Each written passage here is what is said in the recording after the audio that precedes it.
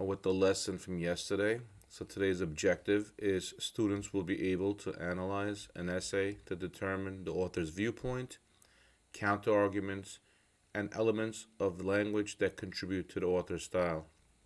Yesterday, we read an essay by Jackie Torrence about scary movies and why she enjoys scary movies to listen to and to tell.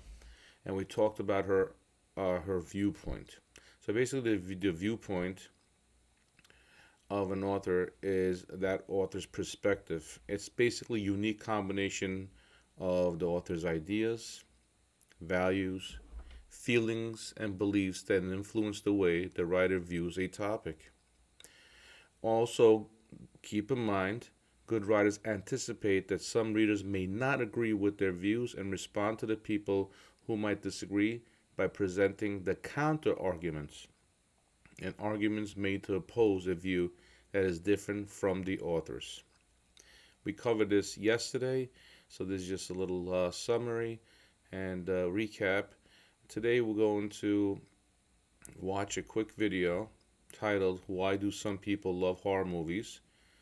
So while you're watching this video, I want you to jot down a list of reasons why people love horror movies. We talked about this in the first couple of lessons. I want you guys to really delve into this right now. Why do we like horror movies? Okay? And let me just give you a real quick recap of the assignment that's going to be due on Thursday. And we also talked about determining the author's viewpoint. Why does Jackie Torrence feel the way she does about scary tales? We talked about that yesterday. We're going to delve into it today as well. In order to answer, you have to determine her viewpoint. An author's viewpoint is the unique combination of ideas, values, and feelings. Exactly what I wrote up there. And we had some sentence starters to determine an author's viewpoint. Consider the opinions an author holds about a topic, the details that suggest why he or she thinks a certain way, the reasons offered in support of a certain view, and the author's background, how the author's background might affect his or her outlook. And that's very important. Everybody has their own background and everybody has their own viewpoints. All right, so the speaking activity debate is going to be due on Thursday, this Thursday, January 14, 2021. Be prepared to debate using bullet points above. We're going to go over those bullet points really quickly. You'll be debating verbally via Zoom, and you will upload your debate notes, sporting arguments, and counter arguments on Thursday as well via Schoology. Okay, not only are you going to debate, but you have to send us your debate notes. Now let's look at this activity real quick.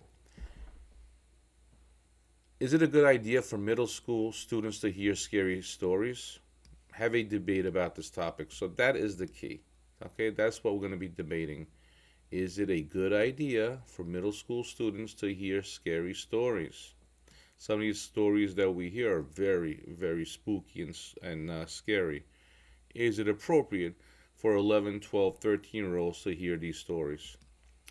So you're going to decide which viewpoint you will argue. So you have to say either yes,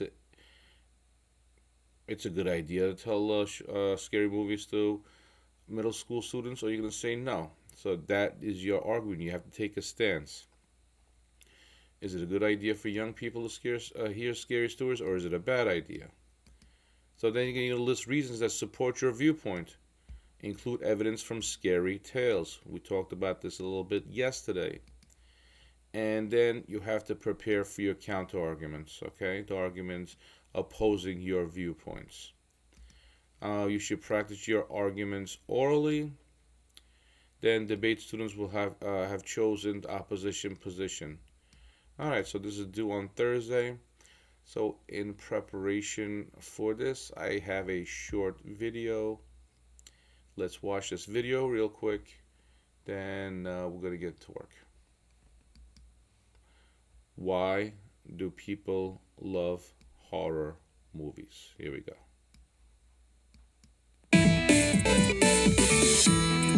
Imagine sitting in a dark theater, holding your breath as a slimy hand reaches toward an unsuspecting kid on screen. Or maybe your heart's pounding as a murderous ghost chases down some heroes. Horror movies are designed to make us scared, but if you're like me, you love them. Now, that seems kind of paradoxical. Fear is a negative feeling and can steer us away from bad situations in real life.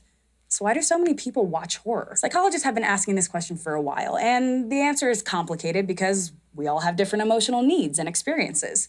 But they have some good guesses. One series of studies in 2012 by a researcher at the University of Augsburg in Germany surveyed people's reasons for watching movies and TV. She found that people sought out vicarious experiences.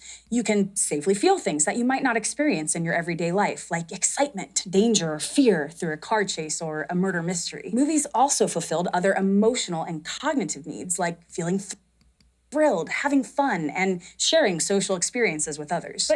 All right, so let's look at these real quick. So she found the study found that people sought dangerous experiences. Vicarious means dangerous. Okay, you can safely feel things that you might not experience in your everyday life. Okay, like excitement, danger, or fear.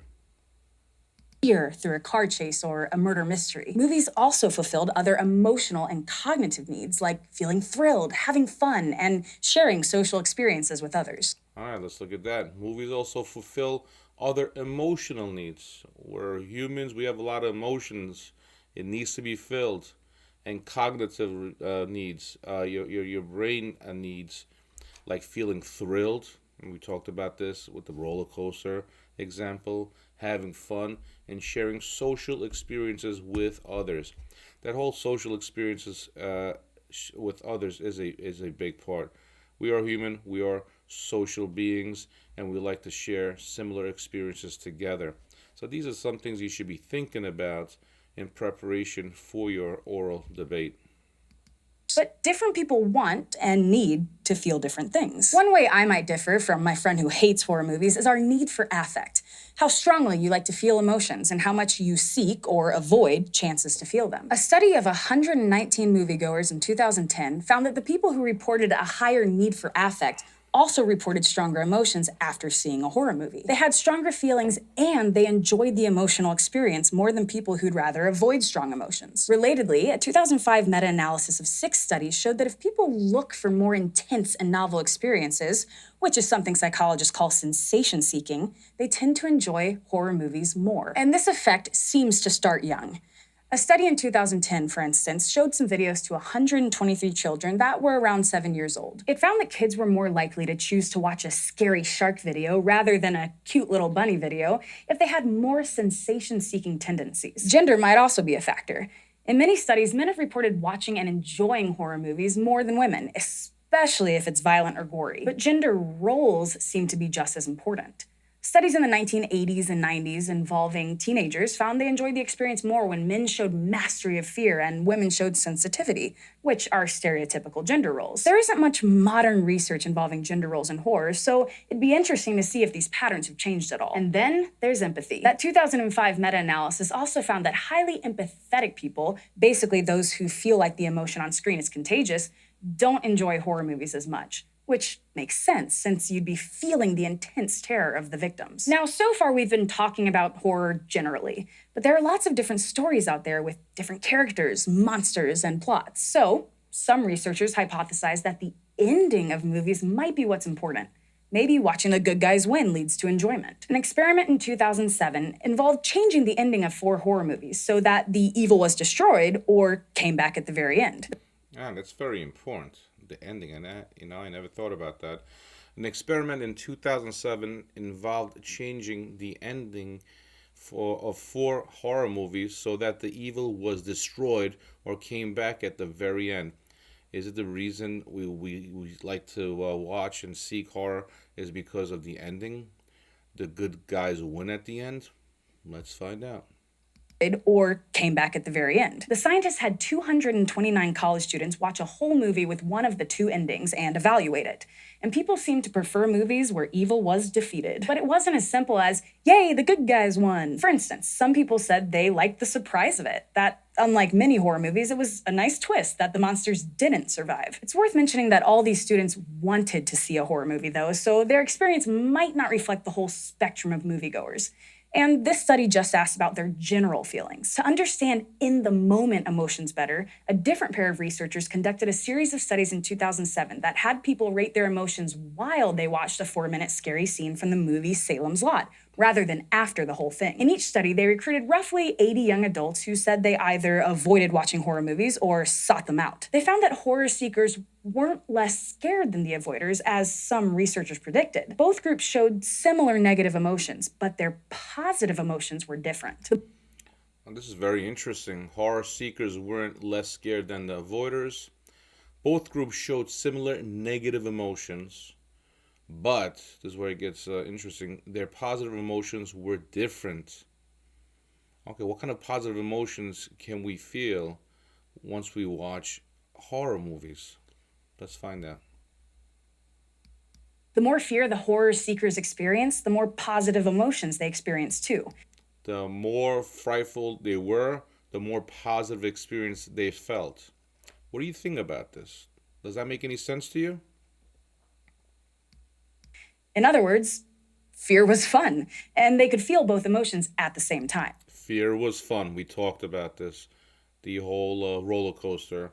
It's frightful, but you know what? That thrill is definitely fun.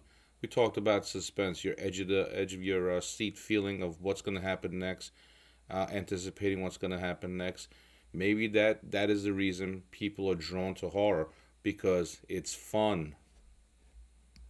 But for the avoiders, it was the opposite. More fear meant less fun. Plus, the studies found that this group felt happier only after the bad things ended. The researchers want. All right, so you should be considering these points of argument for your oral presentation or your debate.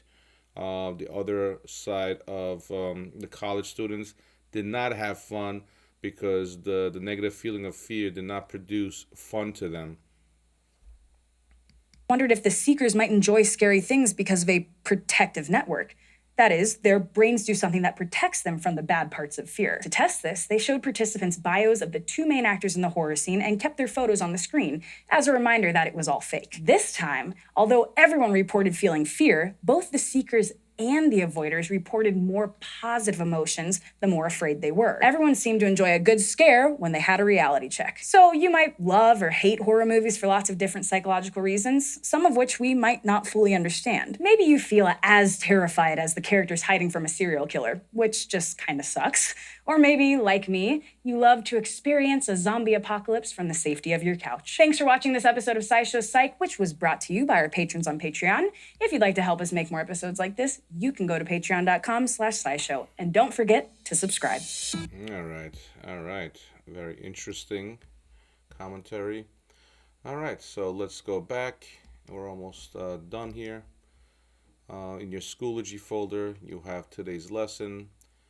And let's dissect this video and let's make a list of why people love horror movies and why they don't. Okay, see you soon.